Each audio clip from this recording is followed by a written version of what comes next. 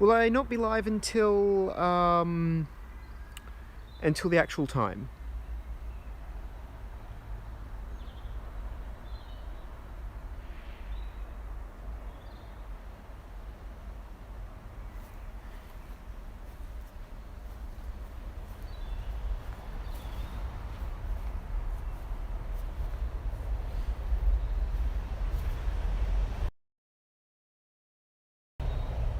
Oh, okay, what's the problem?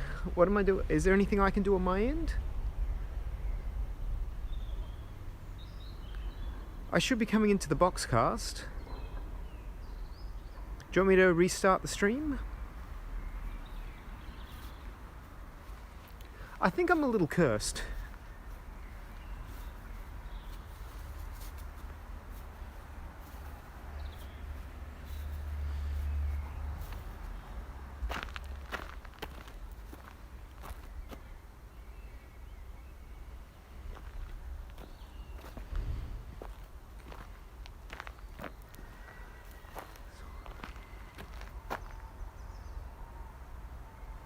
Fair enough, fair enough, fair enough. I'll wait. Just so I know whether I'm talking to just you and Moo, or if I'm talking to a few people. I'm live now, awesome. Okay. So everyone, welcome back. You might remember me from last week. Having the horror tour, where in the middle of the horror tour I ghosted you all, but I did return and walked through the graveyard at night, which was quite scary. Just so you know, I don't live in graveyards, but I am currently in a graveyard. Yes. No, I'm not in Greyfriars Kirk, I'm actually in Canongate Kirk. It's actually, the city is really busy at the moment, so it's a really good place to just, get a bit of quiet to start things up. Just to show off a little bit. One moment. Look at those cherry blossoms.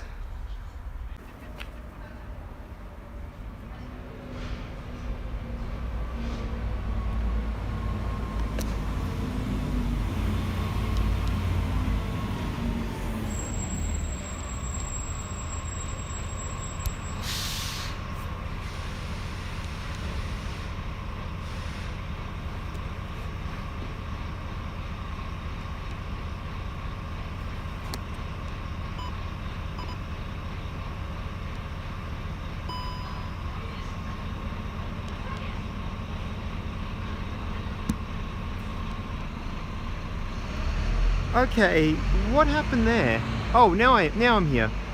Hello again from California. Okay, sorry about that. This is what happens when you start in graveyards. I had an unknown error, and my gimbal has now just decided to do whatever it wants.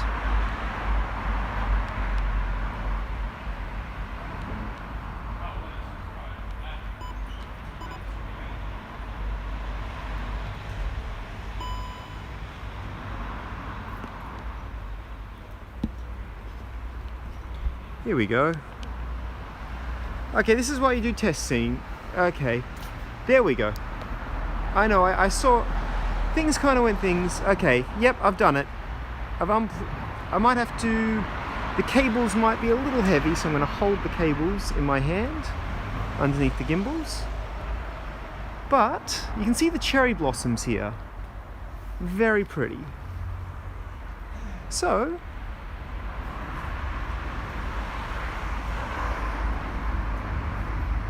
let's go for a bit more of a cruise.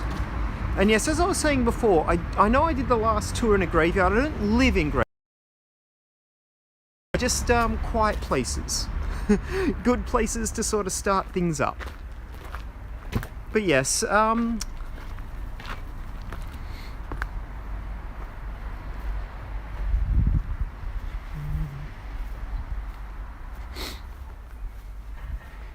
just for bit of a reference while we wait a few more seconds to really start things up.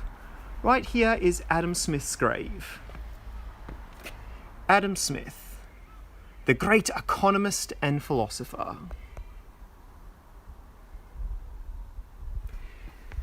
This is where he's buried.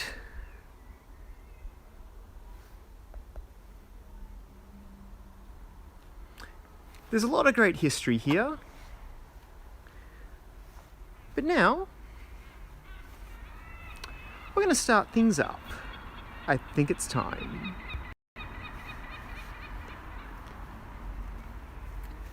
Maybe let the bell, give a second for the bell to ring.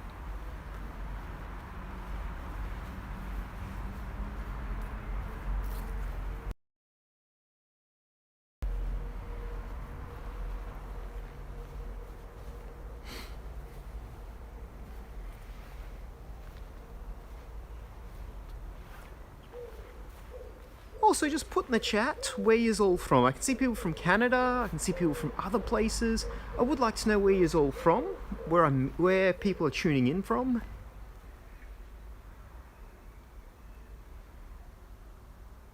Okay, but everything's coming together. Give it another minute, then we'll officially kick things off.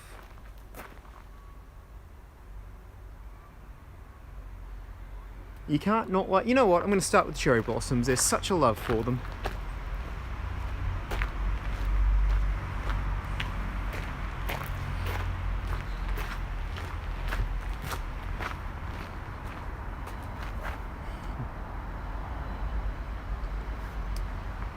Hello everyone. Welcome to my walking tour. My name is David and I'm going to be your guide today. We're going to go around the beautiful city of Edinburgh. I'm going to tell you a bit about Edinburgh's history and folklore. Now, you might have noticed I don't sound very Scottish. I'm actually originally from Australia. Now, I came here 8 years ago after a European trip. Now, I studied criminology. I also started performing arts acting. And before starting a career, I wanted to do something different. So I went on a European trip, ran out of money, then came here to Edinburgh. I was just trying to get a job. Now, I got a job as a tour guide and I loved it to pieces. I was first just a general history tour guide, then I became a castle tour guide, then a horror tour guide, then a Harry Potter tour guide. I loved it all, but in the back of my mind, I always thought I was going to return to Australia. But that's until I met a woman, I fell in love, I got married, I got stuck here. But I still love Edinburgh, I still love my job, and I still love my wife. They're the main things. But my job has changed a little bit over the past year. Person. And it was so much fun, and then suddenly you can't take big groups around anymore. Now that is changing. We are going to be able to take around groups very, very soon. In fact, I think it's already started, and I'm going to be doing that soon. But in the meantime, in the past year, I started doing virtual tours. Tours from the safety of your own home. Now, at the end of the tour, you can check out my links and see the virtual tours I do. I do a virtual horror tour. I also do a virtual Harry Potter tour. And that's all done from my house, input like backwards and forwards from Zoom in the comfort of your own home.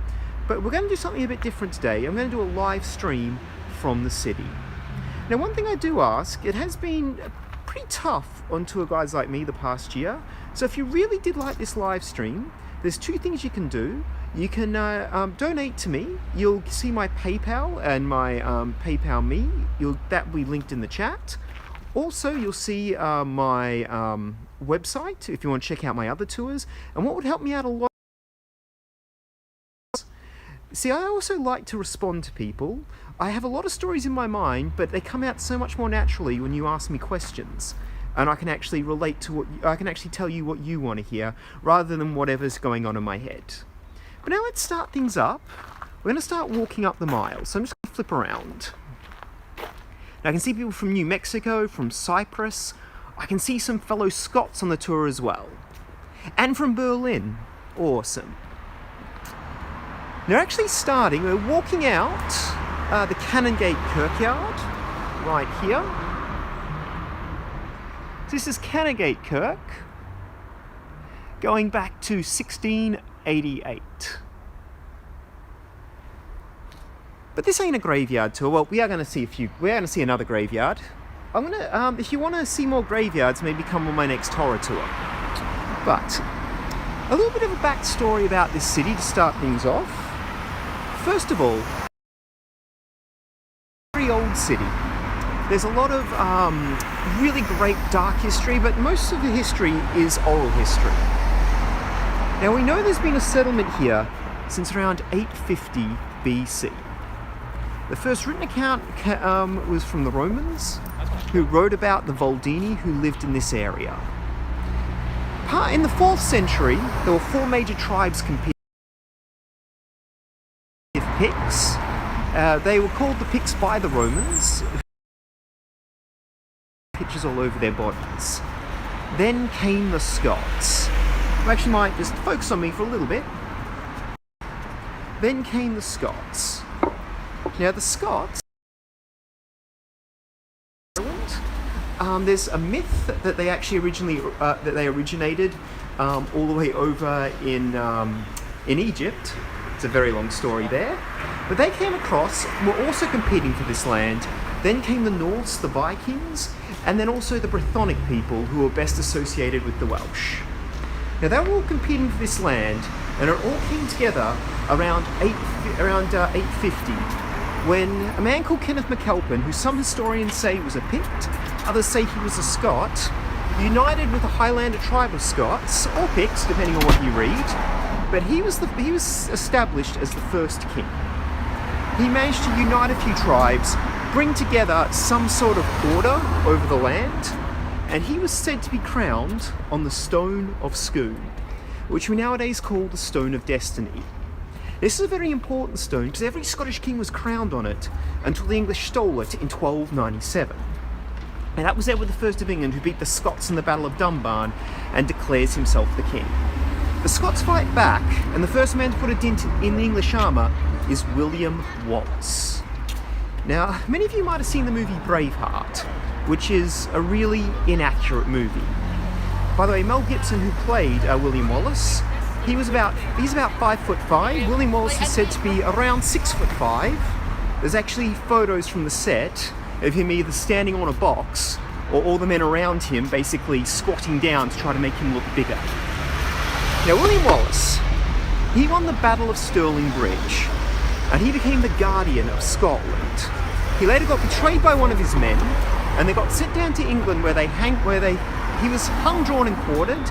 To spare some grisly details, basically they hang you, then they open you up, take out your insides, then strap your limbs to horses, and they run off in 4 different directions. Then they chop your head off to make sure you're dead. Now the next man to rise was Robert the Bruce. He lost 6 battles in a row against the English. He then went to a cave, and as the legend goes, he watched a small spider trying to make its way across. And the spider failed 6 times. But on the 7th try, the spider made it all the way across and started spinning its web.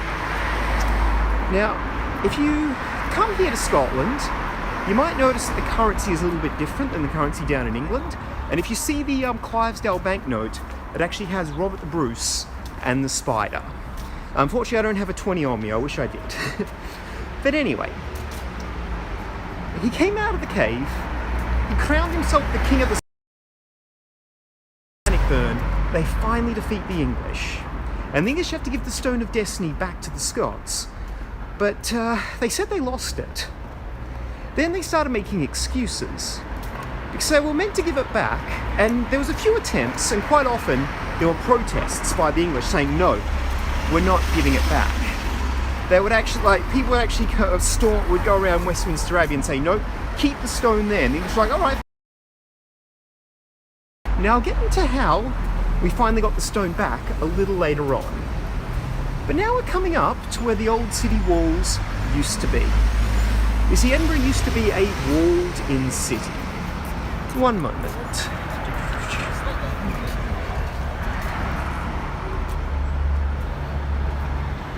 Now that goes back to 1517 when they finished. Now that went around the south of the city, and on the north we had the Norloch, a massive swamp. Now people used to throw their toilets out the window, it all had to go somewhere, so it came down the closes and filled up the valley. Now, it's from the city walls that actually establishes the old town of Edinburgh. Now, they believed everything outside the city walls, one moment, was the World's End, marked here by the World's End pub. Just get that off screen. There we go. That's because they used to tax people every time they tried to leave, and the commoners could not afford the tax. And generation after generation of people who lived here in Edinburgh could not leave the city walls. The only thing outside the city walls was death and a place called England, where the English come from. That's about all they really knew, or all they really cared to know about. Now, they used to decorate the entrance here by putting dead bodies on it, or putting like limbs and heads to say, if you break the laws of the city, this is the fate that awaits you. Now, you can see it marked out in those golden bricks on the ground. That's where the city gates used to be. Now, this is not going to be a horror tour, but I will say bad news is big news, and unfortunately a lot of bad news was recorded. So sorry if every now and then my story is going to be a little bit macabre. Now, as the city was walled in, it expanded upwards and inwards, with the coal smoke dyeing the buildings black. Black and smoky city, they actually called it Old Reekie, meaning Old Smoky. Now, a lot of the buildings you see here, they actually came from the 19th century. Edinburgh was one of the first cities that had skyscrapers when it was walled in. They were made out of wood and not very stable, and they were probably about twice as high as the buildings you see here. Because they were made out of wood, they were prone to falling. Now, it was one day in 1861, down Paisley Close, which we're going to be approaching in a bit, a big skyscraper collapsed. 50 people died, and they went through the wreckage, pulling out the dead bodies. Now, at the end of the day, they were packing up when they hear this young boy go, "Heave away, chaps! I'm not dead yet." So they heave away, and they pull out young Joseph McIver. He managed to survive. Now, it was after they pulled him out, and after that collapse, they passed an act in Parliament about how construction has to be made and how things have to now be made out of brick. So it was in the Victorian era where a lot of these buildings were actually built, but I also like to think they kept the very dark tone. You see, Edinburgh is very close to the borders. It's going to be one of the first cities that you're going to see when they invade. So they want the city to look somewhat intimidating. Now, right here is Paisley's Close, and above you can see the head of Joseph McIver.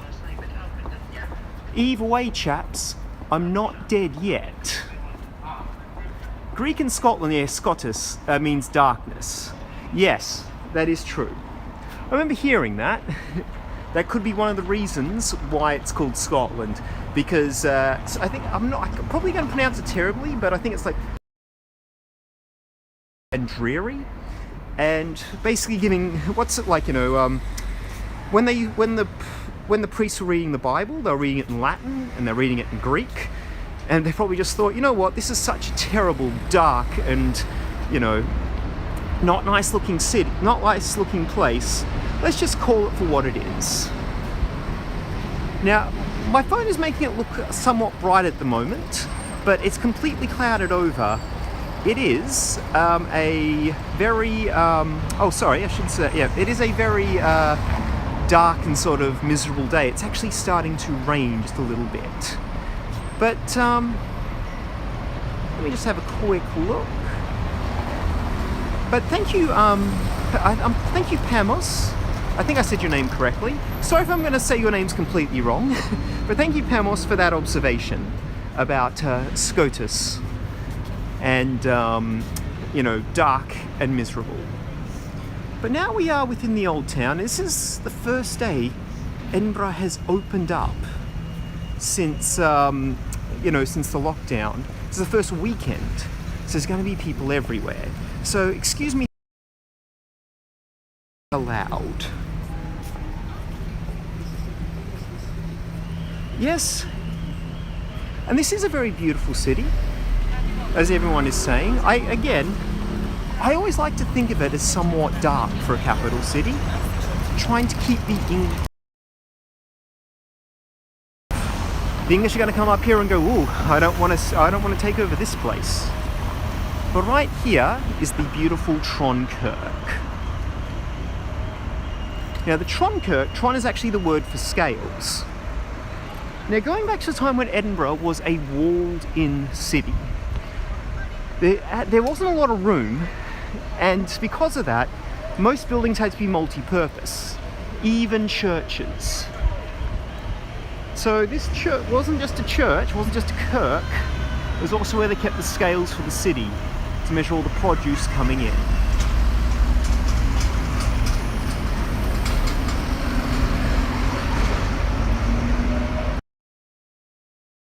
Now,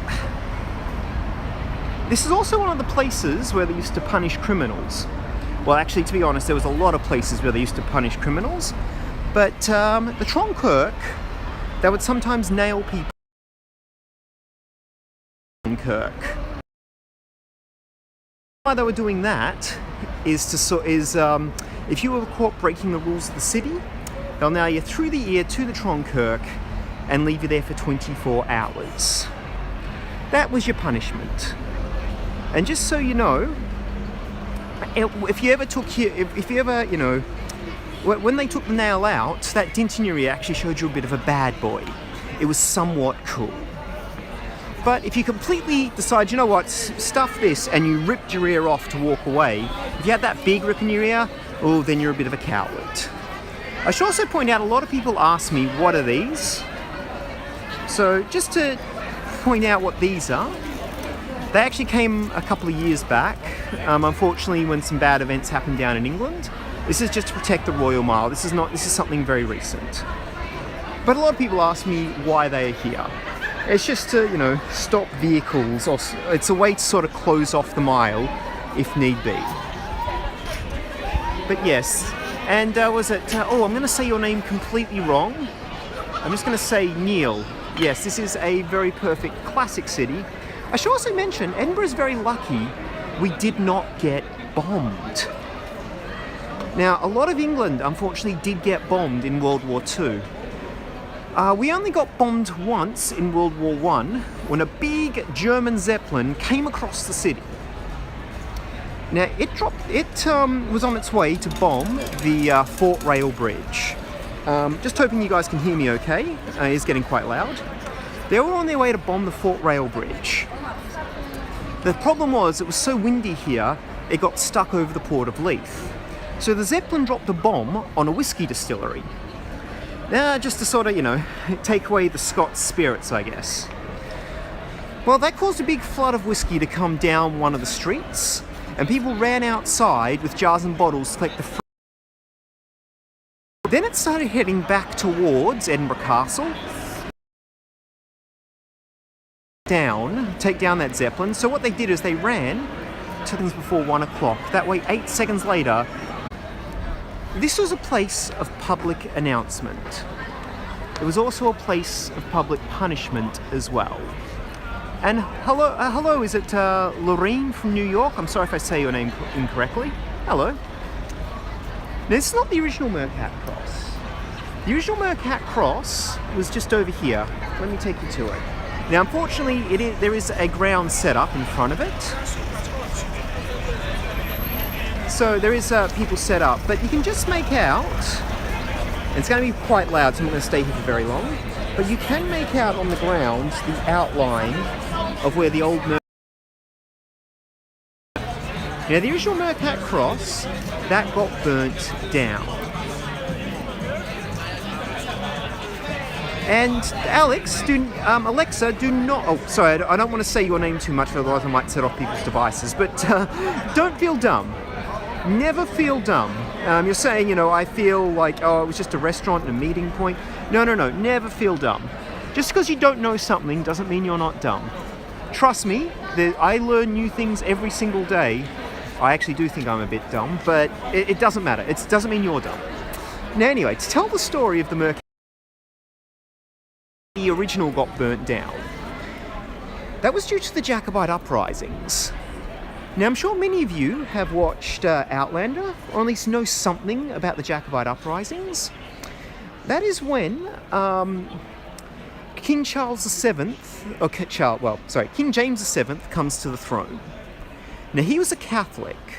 Now they already kicked the Catholics out since Mary Queen of Scots, and the Scots had the fact there was another Catholic on the throne. Now he only served from 1688 to 1689. He was then booted off the throne in favour of William of Orange, a Protestant king. Now the Highlanders up north, they were Catholic. They were sticking to the old ways. So they rebelled against the king in 1745 under Bonnie Prince Charlie, James VII's son. Now he came to the top of the Mercat Cross here, and he announced himself as the true King of Britain. Now since King James VI, over 100 years prior, a king had not been up here in Scotland. After the union of the crowns, the kings were living down in England. The Scots didn't even know, had never seen what their king even looked like. Now suddenly, suddenly royal blood saying, "I am your king, I am the true King of Britain." And the locals here cheered him. At least he's here. Bonnie Prince Charlie then went north and lost the Battle of Culloden. Now, because he made that announcement here, that Catholic king, Bonnie Prince Charlie, they decided to burn down the Mercat Cross. They saw that as a rallying point for the Jacobites. Now, this new Mercat Cross was built up by Queen Victoria. And this was in 1846. She wanted to gentrify the city. Now, I'm going to walk around the front. And hello, BCI from France. Nice to meet you. Now let's continue up the mile. Also a little bit about Queen Victoria. Now she gentrified this city. She wanted to make it prettier, and Queen Victoria was a really good queen, but most people remember her for some of her more promiscuous ways. Now just a second, I just want to talk a second about the kilt. And I'm just going to jump back to me for a moment. Now, the Scottish kilt, that was originally Highlander garb.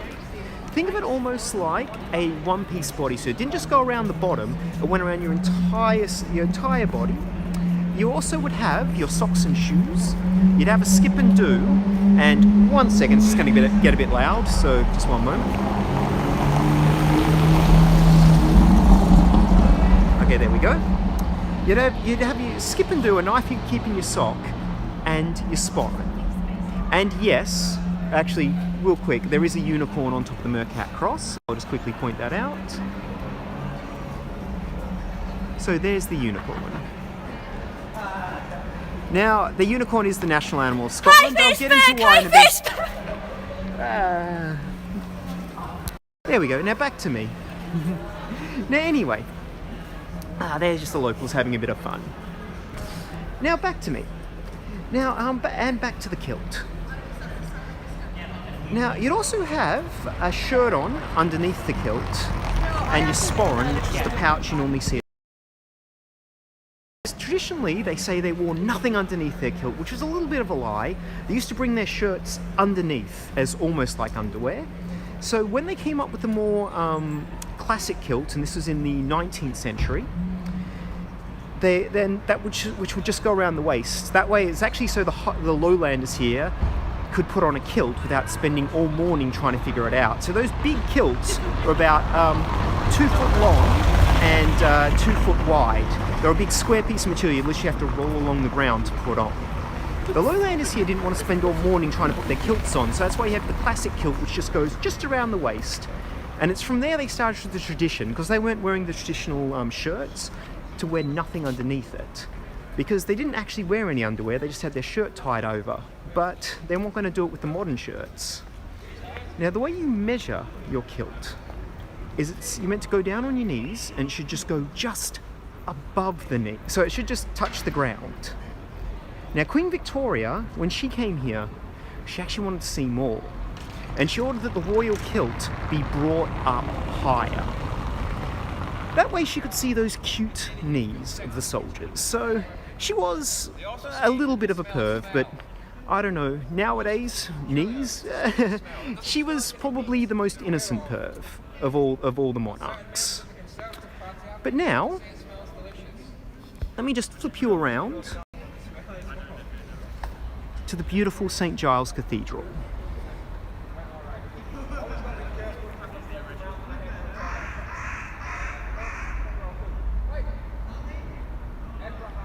You have Queen Victoria Day, do you? Neil, that is great. Awesome. Queen Victoria was a great monarch. I could do, like, if you ever go down to England, they, like, go on one of our SANDEMANs tours, they can do entire spiels about Queen Victoria. She was very, they always make her out to be very promiscuous. But anyway, St. Giles Cathedral. Now, we know there's been a church here since. Now, it became St. Giles Cathedral in 1232. And St. Giles is the patron saint of lepers and cripples. Now, the legend is he was an 8th century monk who saved a deer by taking an arrow through the leg. Now, that's what I've read, but all the pictures have him having an arrow through the hand. But either way, that's how he became the patron saint of both lepers and cripples. Now, St. Giles is the patron saint of Edinburgh, with the patron saint of Scotland being St. Andrew. Now, in 1232 is when it was established. There's also a, you can see at the very, very top, there is a golden rooster. Now, that goes back to the time after the Scots broke away from the Catholic Church and they start embracing, Protestantism. The problem is there's many different versions of Protestantism all competing with each other. Now, each had their... And the way they'd stand out is by having a different symbol. The problem was certain beliefs would come in and out of popularity, and when a church would change over, change religion, change denomination of Christianity, they'd actually change at the very top the symbol. And because they were using this because they had to keep going to the top and changing over the symbols, St. Giles Cathedral wisely came up with with this idea of, let's just put a golden rooster up there. It looks pretty, and no matter what religion this church is, we have a golden rooster up there. That later got adopted by many Protestant faiths. Then nowadays, if you're going up to north in Scotland, if you see a church, if it's got a cross at the top, more than likely it's Catholic. If it's got a golden rooster, it's definitely Protestant, and that's how you can tell the difference. Oh, Diana, my mother also watched Queen Victoria and that entire series. I also saw the movie. The movie wasn't that accurate, to be honest. Also, just so you know, so I've seen a few movies about that. I was actually thinking, I saw a movie recently about Mary Queen of Scots. Mary Queen of Scots actually had a French accent, not a Scottish accent. Just a little bit of trivia. But I'll finish off on St. Giles. Now, right here, this is where the Reformation took place. This is where, two big things. First of all, there was the Scottish Reformation. That was by John Knox. I'll get an image of him up real quick.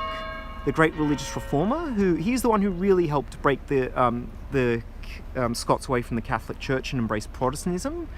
It's also where the Covenanters started. Now, the Covenanters, they were a Presbyterian sect of the Scottish Church, and they were against the Anglicans. They did not believe in divine right.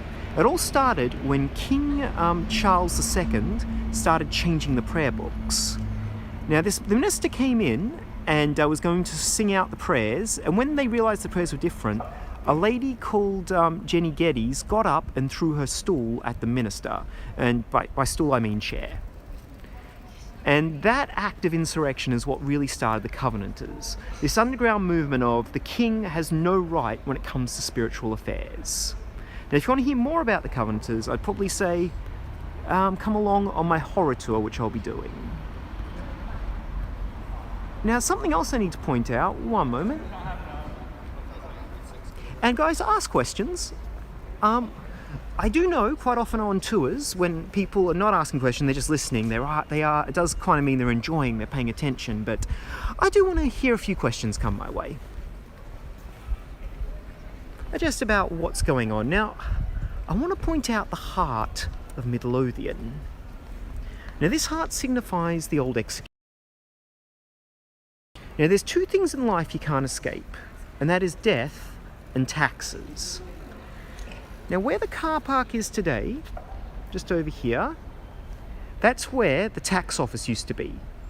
So why not kill people in front of the tax office door?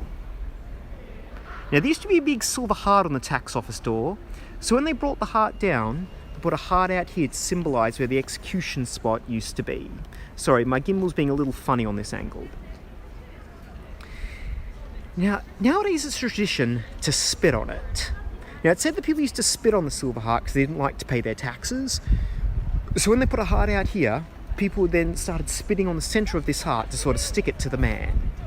Now, unfortunately, a lot of tourists, I should say, think this is a love heart.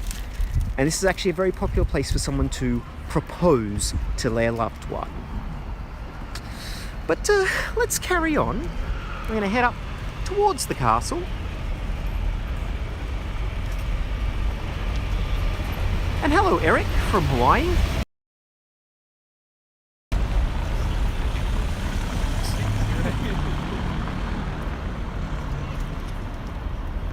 I also want to point out the statue of David Hume just over here.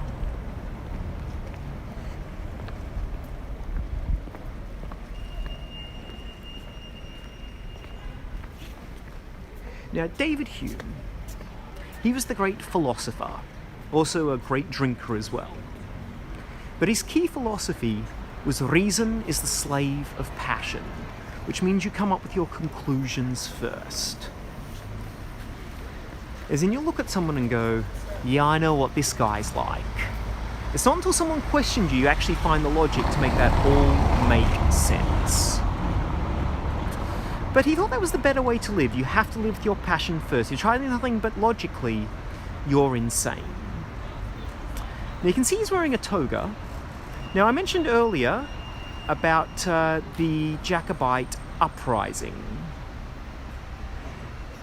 Now, the Jacobite Uprising, after the Jacobites were crushed, they actually outlawed the Kilt and they outlawed the Gaelic language here.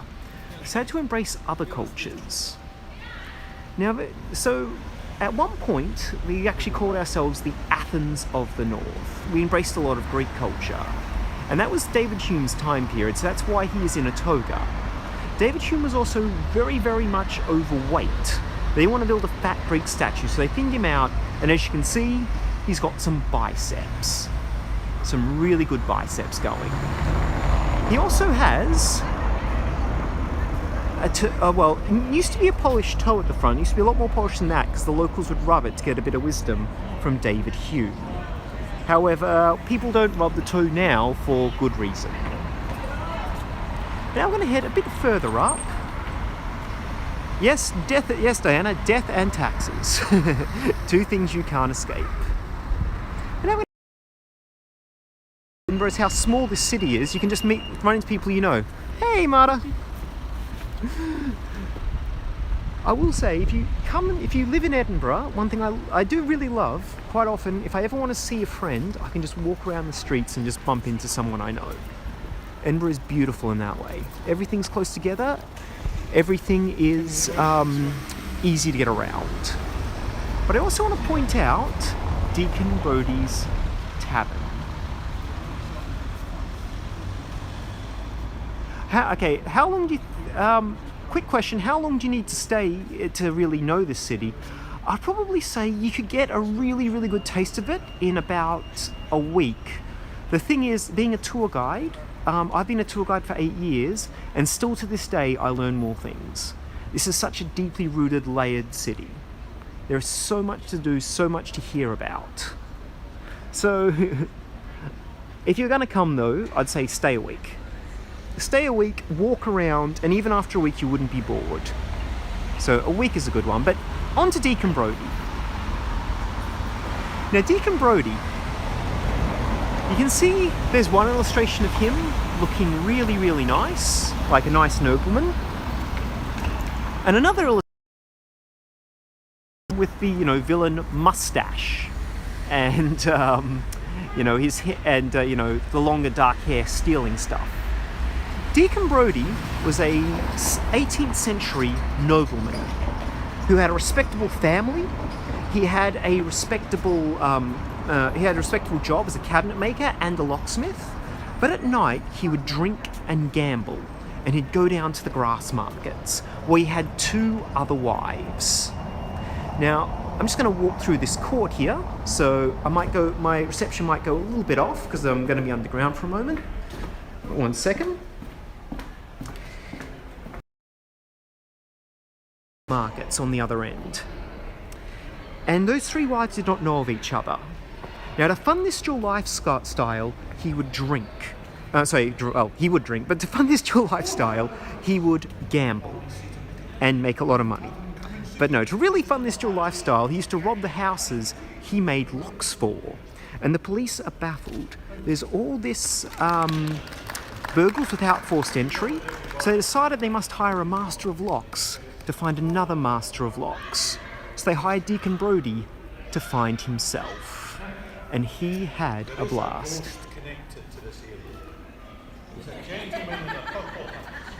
One second, I'm being accused of being a ghost.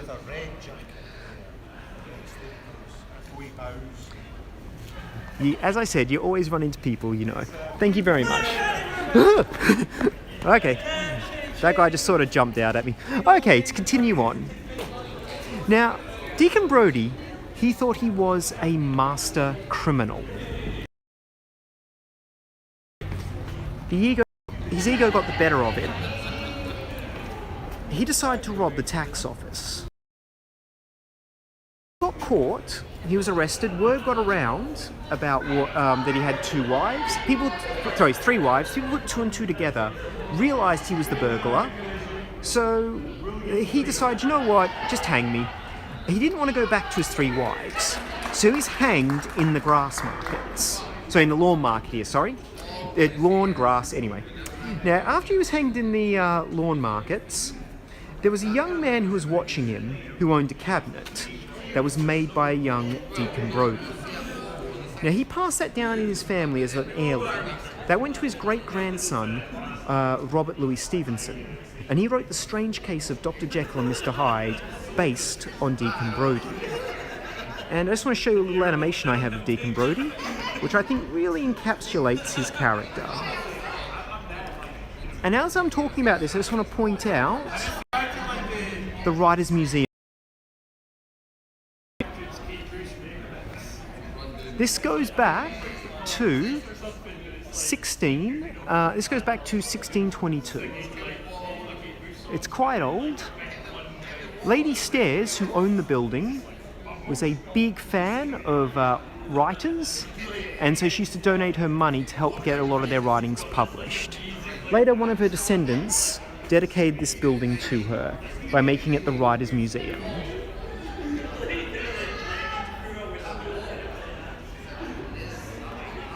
Yeah, the small stone buildings are really cute. This is a 16th century court here. I'm going to get rid of Deacon Brodie. 1 second. Hello? You can see someone else walking around with a gimbal. Nice to see you again. Hello. Yeah, now, you can see this is an active city. Now, we're going to go around here. I just want to point something out.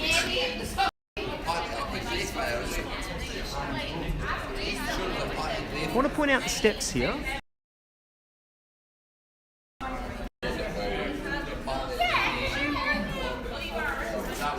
Now you can see how that step right in the centre there is cut short. That's called the Scottish trip step. Now, when someone would break into your house in the middle of the night, he'd be creeping up your stairs in the dark. And he doesn't know that one of your steps is cut short.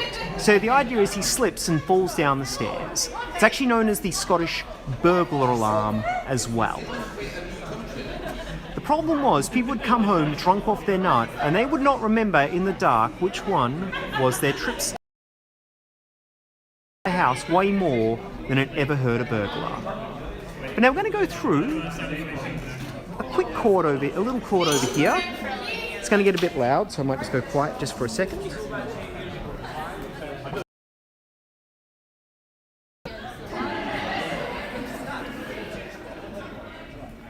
Okay.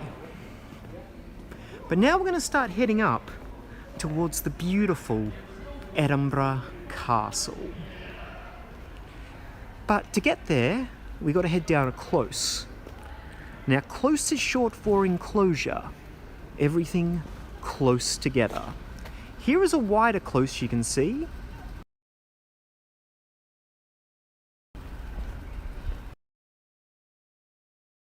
Common one. Now, when the city was walled in, that was the way you'd get into your apartment, by going down these super narrow closes. Even during the day, these closes get very, very dark. You can see we've installed lights there, just so people can see where they're going. Now, it would all be closed over, and legally, they had to be at least one coffin wide. Now, that's so if someone passes away, you can get their body out without everyone seeing it. But now, we're going to head down the close. Ever been to the Writers' Museum? Would you recommend it? Of course, yes, Nadia, I've been to the Writers' Museum and I would recommend it, especially on a cold day. It is a really, really nice, warm place. I'm not sure, I can't guarantee when it's going to open next. Also, my reception's probably going to go out just a little bit. Hopefully you'll get to see some of this narrow close. But obviously, I'm now completely bricked in. But I can't guarantee when it'll reopen, but I will say do check out when it is. Went to the Writers' Museum on a school trip. Ross, what did you think of the Writers' Museum?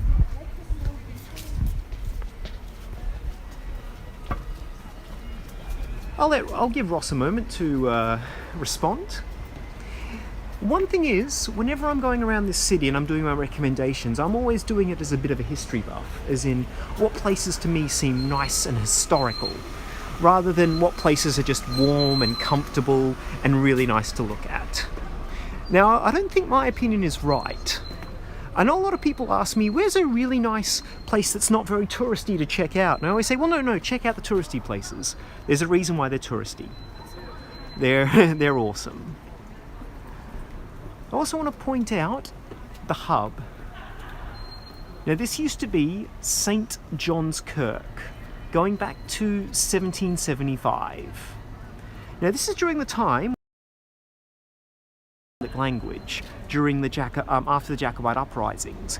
Yet they still did all their sermons in traditional Gaelic. They somehow got away with it. Now, when they started desanctifying these churches, you've got to remember, when they started to expand outwards, they were taking down the walls, there was actually too many churches in the centre. You can see there's a church here and a church over here. There's actually another church just further down this road over there, and there was a church a little further down, well, the St. Giles is just over there, and there was actually another church between St. Giles and this corner here. So they started desanctifying the places, using them as other buildings. Nowadays, it's the headquarters for the Edinburgh International Festival. But let's head further up. Now,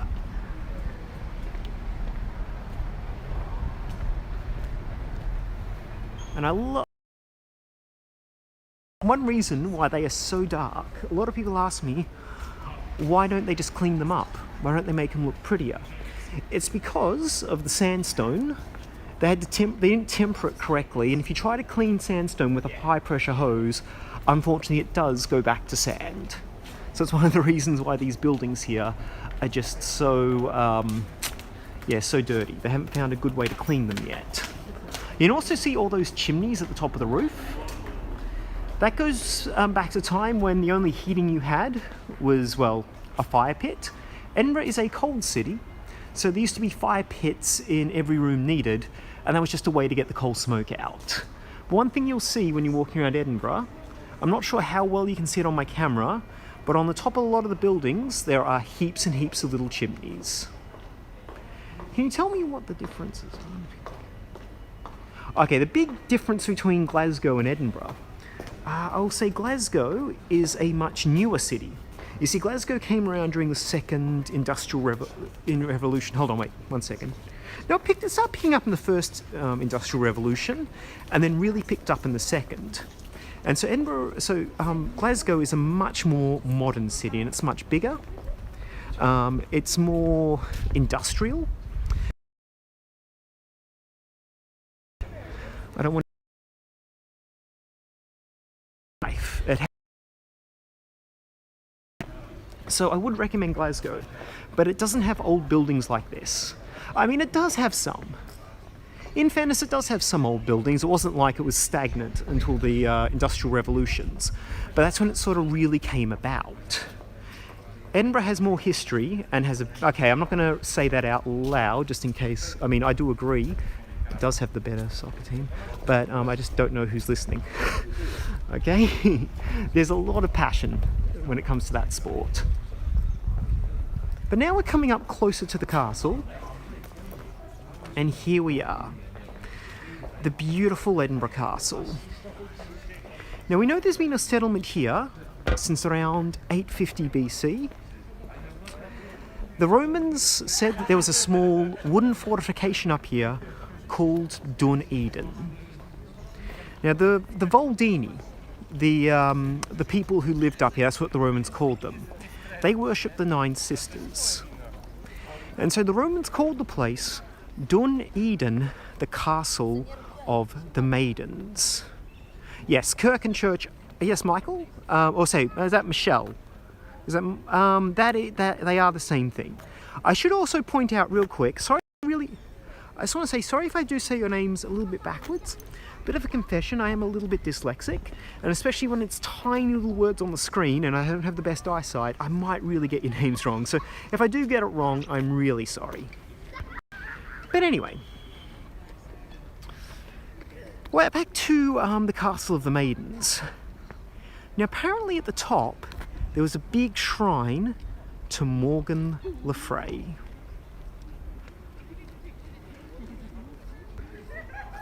I'm putting her on the screen because I'm a big fan of the Arthurian legend. Now Morgan le Fay was a mother goddess at the time. She was actually called Mordern. In the Arthurian legend, they actually confused her with the Morrigan, an Irish goddess. So they were hearing about both a war goddess, which was the Morrigan, and Mordern, a mother goddess. And so they thought, well, she must be both. And if you actually read the Arthurian legend, she is both. She starts off as a bad guy and ends as a good guy. But there was a big shrine here to Mordern. That was the main goddess of the Voldini who lived up here.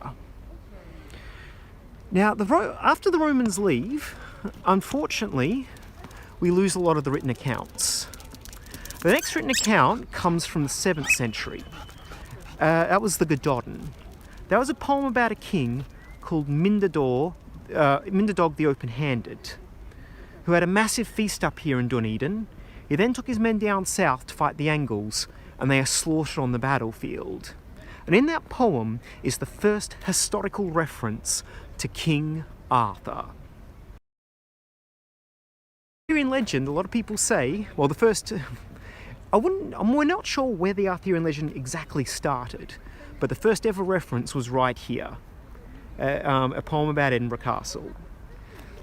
Now, the reference was Gwenlog, although he left many for the ravens to feed, was no Arthur, saying there was a great warrior called Gwenlog, who slaughtered a lot of men because the ravens were known to feast on dead bodies, but he wasn't as good as this legendary Arthur figure. Now, after the Gododin and Minidogs men fell to the Angles came up here and gave Dunedin an Anglo name. He dropped the Pictish Dun, changed Eden to Edin, and had their own word for the fortification, Borough. So hence Edinburgh is established. Sorry, Edinburgh is established. The locals say Edinburgh. As you can tell, even though I've got an Australian accent, I've been living here for a while. So I say it the way the Scots do, Edinburgh. Now, the Angles hold the settlement until around 1080.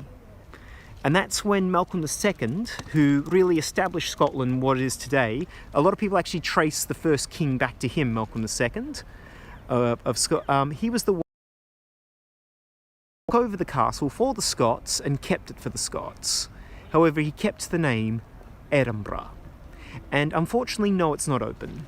It is not open yet. Hopefully it will be open next month, which is very, well, okay. It might be open on Monday. We're still waiting to find out. Unfortunately, these times are a little unsteady. So it's not open at the moment, but next broadcast I do, if it is open, I'll make sure to mention it. Thank you for that, Shannon. Now, to continue on, I want to point out David's Tower here, which used to be 3 times tall, that building in the round shape. Sorry if it's going a little bit dark. Now, David's Tower, that was built by David II. And to give you an idea of what it would have looked like, just from the inside, here's what David's Tower looked like. Right next to David's Tower itself, 3 times taller, it's one of the oldest parts of Edinburgh Castle. Now, that came down the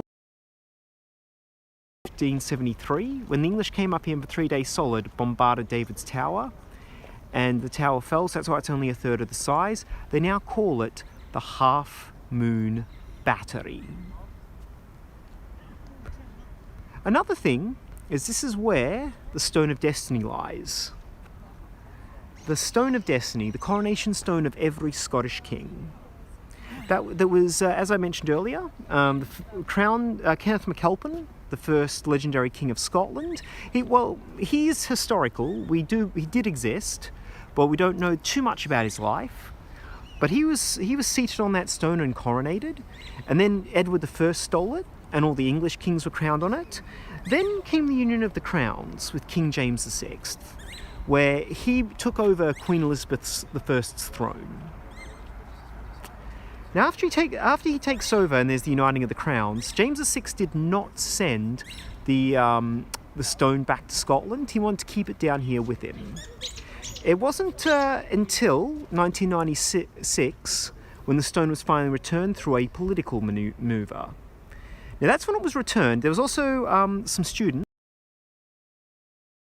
who managed to steal I shouldn't use the word steal. They retrieved the stone. And they brought it up here in 1950. Now, they actually stole it from... I've got to stop saying steal, because quite often I get corrected by it. They retrieved the stone in 1950. They managed to actually get it out of Westminster Abbey. They brought it back up here to Scotland, and they left it in the Arbroath, the Arbroath Church in Angus. And the idea was the Scots would not let it leave again. Unfortunately, the police took the stone all the way back down to England, and the Scots didn't even know it was here by the time it returned. But anyway, it returned in 1996 when Tony Blair, he decided he needed to win the election, but he needed the vote of the Scottish people. So he said to the Scots, vote for me, and you get your stone back. And so Tony Blair was elected, and true to his word, the stone finally returned. And yes, Shannon, the oldest part goes back to 1130, and that is Margaret's Chapel. Now, Margaret's Chapel, named for Queen Margaret, Queen to Malcolm III. Now, there's a theory that they actually went site because there used to be the shrine there to Morgan le Fray. Now, that was taken down by the early Christians. So after that was taken down, they still wanted to Christianise the site, and they built the chapel there to Queen Margaret, who later became Saint Margaret, Queen to Malcolm III. Now, one thing I also want to point out, because I know we have at least one Canadian here, is I'm actually standing on Canadian soil.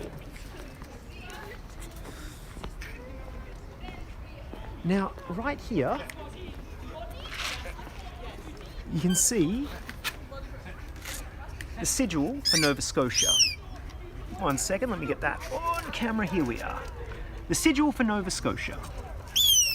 Now, the reason why this is Canadian soil is because it's just also the top part. We're actually not entirely sure where the border is, but I am standing in Canada right now. That's because when they started colonising Nova Scotia and Canada, you actually had to be standing on Canadian soil to make the purchase. Now, a lot of the nobles, they wanted to buy land in Canada, but, you know, to show their authority, but however, well, they didn't want to go to Canada. So they decided to make the top part of the Esplanade Canadian soil so you could stand here and make the deal. So yes, this is Canada right here. But now I've just realised I better get a wriggle on. So, before we head off from the castle, I just want to mention, because I'm a big fan of Arthurian legend, you can just see Arthur's seat over there, off in the distance. Now, there's a few legends why this is called Arthur's seat. Some say that King Arthur came to the top and watched his armies defeated the Angles. Others say he came to the top and watched his armies defeat the Picts and the Scots, if you read the original Geoffrey of Monmouth tale. But the other legend is that Merlin came to the top and put 15 crosses up there. Now, Arthur's seat, by the way, the big mountain you can see off in the distance I'm trying to focus on. Now, Merlin came to the top and put 15 crosses, their horse to the top and tie it. If you're not a pure knight, you would go insane. Now, that is my personal favourite, because as I walk down to the next part, I won't tell you about Merlin. A little bit about Merlin. You see, he's believed to be inspired by a Scot called Lailekin. Now, Lailekin was the advisor to the last pagan king here in Scotland, a man called Gwendoline. Now, he was a warrior, he was a bard, he was a druid, he was a holy person, and he said to and we also believe he might have been Gwendolus's son, and I'll get into why in a bit. But he told the last pagan king, you have to take down the Christian king of Strathclyde, otherwise our religion will never flourish again. So him and his men went to Strathclyde, and they are completely slaughtered by the Christian king. Now, the only person to survive was Lailekin. Now, he goes mad with grief because his king and his... So he runs into the Caledonian forests, nowadays near where Glasgow is. He then re-emerged years later, apparently to interrupt religious ceremonies, shouting out his prophecies. Now, Lailekin, he actually had a sister called Lengruith, a twin sister, and Lengruith, she married the slaughtered Gwendoline's forces. Now, the reason why we think maybe they were both related to the king, maybe son and daughter, is because it makes sense that Roderick Hill, the Christian king, wanted to marry a princess, even if it was a pagan princess.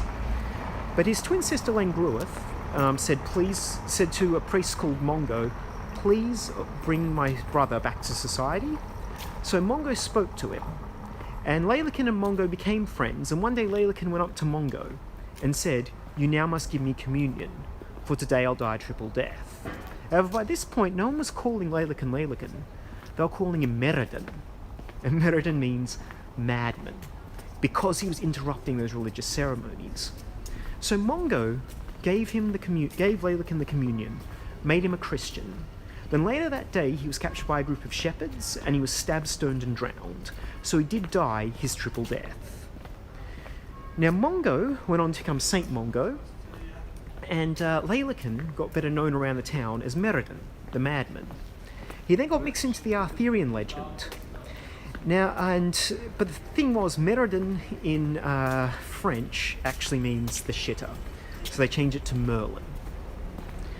Now, it's said that the madman, we used to go to the Dumpsy Crag, which is in Holyrood Park, where Arthur's seat is today, where there was a massive rocking stone, and he used to do rituals up there. So we might have had, just briefly, the original Merlin right here in Edinburgh. But now, oh, the Castle Esplanade and the Royal... Okay, someone's asking me about the military